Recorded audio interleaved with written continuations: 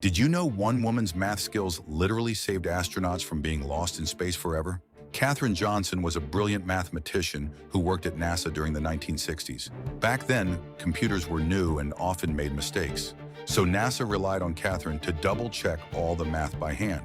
When John Glenn was about to become the first American to orbit Earth, he refused to launch until Katherine personally checked the computer's calculations. He said he wouldn't go up until the girl verified the numbers. Katherine spent hours calculating exactly where the spacecraft would go, when it would land, and how to bring it back safely if something went wrong. Her precise math prevented multiple mission failures and kept astronauts alive.